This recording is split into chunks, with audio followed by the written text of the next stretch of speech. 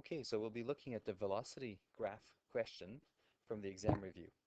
So first thing we have to do is plot the points. So the points are already up here, and you'll notice that I added scale numbers. So the scale is how wide, on horizontal, this is how wide one of the squares is. So each square equals 0.05, and I could have put seconds on there.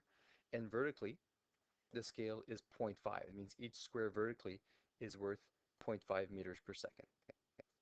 So the easiest way to put the points on is, unless they are perfectly online, is to use a calculator. So if I look at 0.5 and 5.7 is my point, just 0.5 is already on the graph. So it's 2 large divisions or 10 small ones. So I know it's going to be on this vertical line here. As far as the height, it's 5.7. 5.7 doesn't divide equally. It's a bit higher than 5, but I'm not sure how much higher. So what I'll do is I'll put 5.7 in the calculator, and I divide that by the vertical scale, which is 0.5. So here I get 11.4. So that means I have to go up 11.4 small divisions. So if I go back to here, 0.5, I bound up 5, then another hop of 5, that's 10, then 11, and 0.4, and that's just about right. It's halfway in between the two divisions. So that's the easiest way, because you just have to estimate within the divisions, not on the large scale. So that will always give you the best points. We'll use it later too when we find the slope. Now, once you have the points, you'll notice that you have velocity or speed that's always going up. So if we look at the first question, at what speed did the object start motion at 0.0 second? So objects don't always start at 0 speed. It depends on the situation. So I will make a line, and I used what's called a best fit method. It means I don't want to touch each point. So it would be wrong to go from point to point and do something like this and go a bit up and a bit down. Okay, this would be wrong because it's not one single straight line. So the best fit line, you use a ruler. A transparent ruler is the ideal thing, so you see all the points, and you make sure you have the same quantity of points on each side of your line. Now, because this is a graphing method, two people won't have the exact same answer. So you'll notice I have one dot that's not quite touching. Most of the others are touching. In some cases, you'll have almost no points touching. Which, to give an example, you might have points that are down here, up there, all over the place. But your best fit line seems to follow the tendency. It goes in between the group of points. So I'll just remove these that are not part of the graph. Now, first question, at what speed did the object start the motion? Like, we know that 0 seconds is right here at the beginning. So I use what's called extrapolation. My first point only started at 0.25. So I made the line longer than the domain that was in the question. So the answer will be found right here on the y-axis. So what I'll do, I'll start by counting how many small squares we have. We have 1, 2, and it's not quite 3. So I'll do 2.8 squares. So I've got 2.8 squares. Like, each square is worth 0.5. So I'll find the answer by multiplying 2.8, oops, it's an 8, multiplied by the value of each square, which is 0.5, and that will give me 1.4. So that would be the answer for at what speed did the object start the motion at 0.0 seconds. So we'll write down 1.4.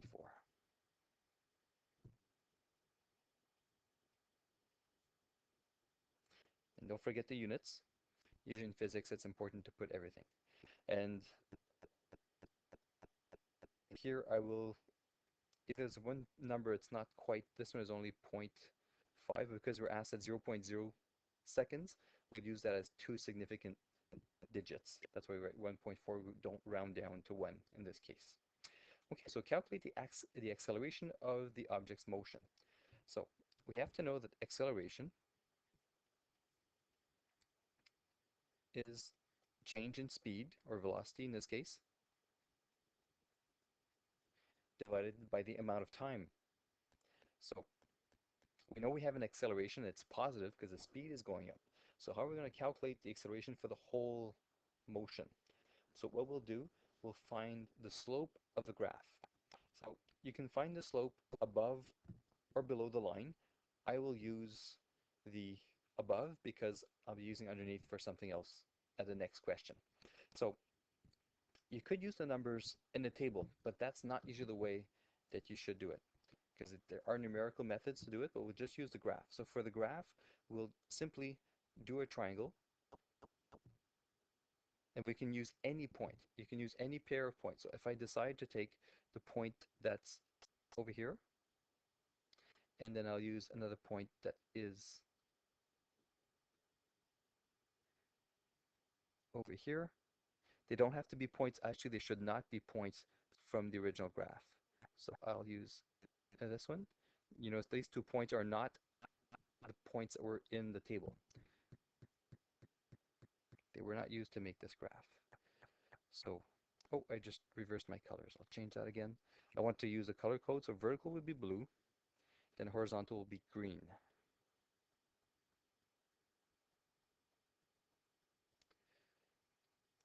So, delta t is the same thing as my delta x.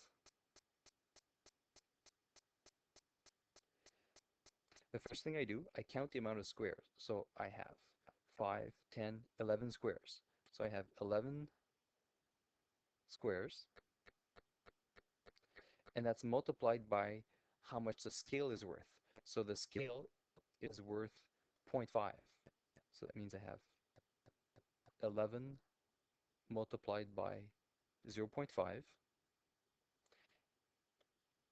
and we'll use a calculator. Should be 5.5. We'll still check. Times 0.5 equals 5.5, and this is seconds.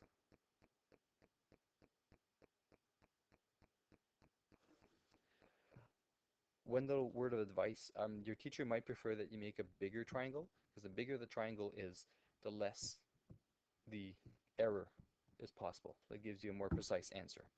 Now vertically, we have 5, 6, 7, 8, 9 squares. Like I chose squares that were divided equally. You can also have half squares. It doesn't make any difference. So I have 9 squares. So this is delta V. This is a height of 9 squares.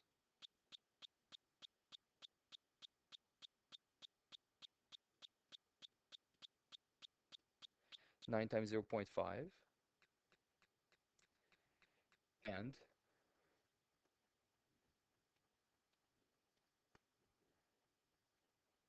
we get 4.5 meters per second.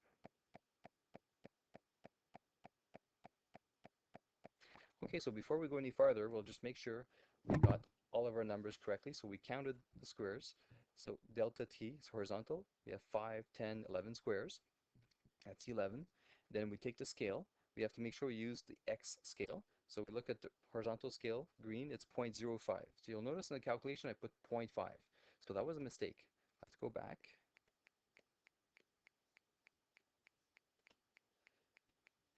And put this as 0.05.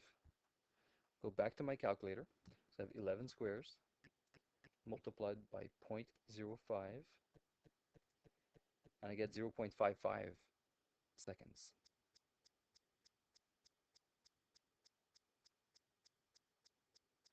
Now I have my numbers, I can find my acceleration. My acceleration equals delta V over delta t. The acceleration is 4.5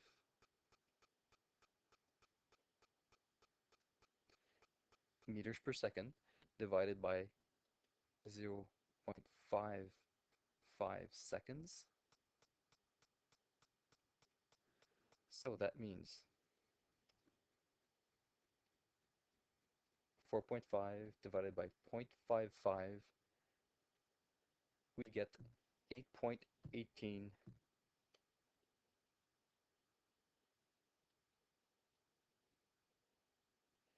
And we'll just say that's periodic. It keeps on going forever. And here you'll notice we have meters per second divided by second again. So we'll have meters per second, and we put squared like this, divided by seconds twice. So let's go to the answer. And now we will keep only two significant figures again. So we'll have 8.2 meters per second square. So in your calculations, you get the raw answer with all the decimals. But when you write the final answer, don't forget to round to the amount of significant figures you have. I'm assuming here that everything is 2, because if I look at the table, it's either 2 or 3. 0.25 is 2, 3.7 is 2, and it goes to 1.50, which is 3, and 14.3, which is 3 significant figures. I use the one that has the lowest quantity, which is 2 in this case. In physics, you shouldn't have to ask your teacher at how many decimals you round your numbers. You should be able to do it just from your data. Now, next question. C. Use the graph to determine the displacement of the object while it traveled from 0 to 1.5 seconds. Now, to do this, you have to know that distance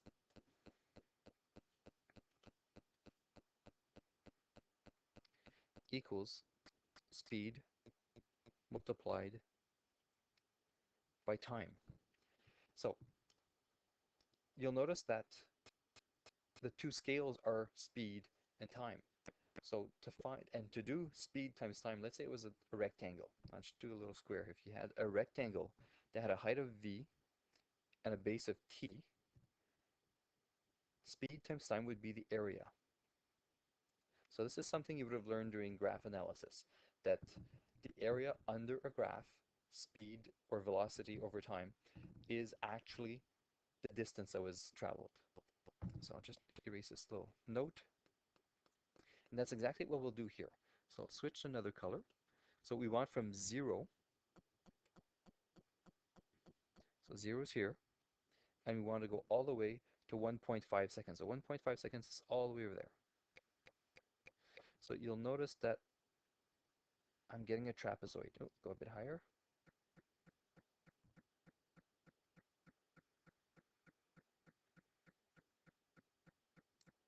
So this is my area. So I could split this in half and have on the bottom a rectangle, on the top a triangle. I'll use something a bit more efficient. I'll say this is H1, H2, and the base. So I'll use the formula for a trapezoid. So I've got H1 plus H2 divided by 2 times the base. So the area will be H1 plus H2 divided by 2. The answer from this multiplied by the base of my trapezoid. So now I have to find these values. So H1, we already know because we've calculated as 1.4. That was a question A. So equals 1.4. At 1.5 seconds, we can use our table value. Because the table value is right dead on our line, which is our best fit line, we will use that value. But you have to be careful. If at 1.5 seconds you had what's called an outlier, you might have had a speed that was measured that was, let's say, down here. Okay, well, I'll make it in red. If that was the case, you should not use the value from your table, because that was probably an error. Either the mobile that was moving hit something, or there was an error measuring the value. So in this case, because they agree, we will use the 14.3 as our value of H2. So equals 14.3. And the value of B, that one again does not require any calculations because we're told it's 1.5 seconds. And we won't do -0. That's like obvious in this case. So we just have to plug those numbers into our formula. That's just for the area formula. Same thing you would have learned in grade 9. So H1 is 1.4. H2 is 14.3. We divide this by 2. Multiply everything by 1.5.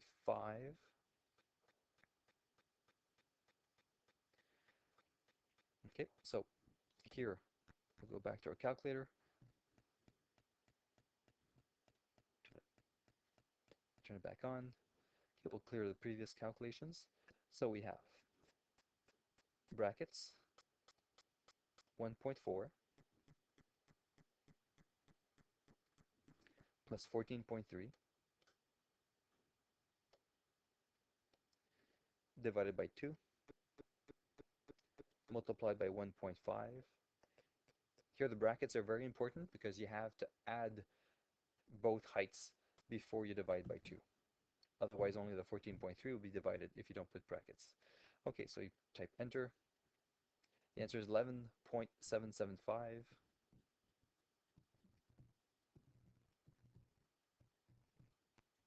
Now here I could have added the units. This would be seconds. This would be meters per second for H1 and H2. So what happens here is that we have meters per second multiplied by seconds, and the seconds don't multiply this time. One's on top, one's on the bottom, so they actually cancel each other out, and we're left with meters. That's one way to check if your formula makes sense. If the units you get are the same as what you're looking for, you probably have the right answer. You might be off by a factor of 1/2 or something, but at least you know you have the right units. So we go back down. So we need two significant numbers. So here our answer will be 12 because we don't want to have any extra digits that are not precise. So it would be 12 meters would be the answer for the third part. Okay, and that's it for solving number 1, which started with a velocity over time graph.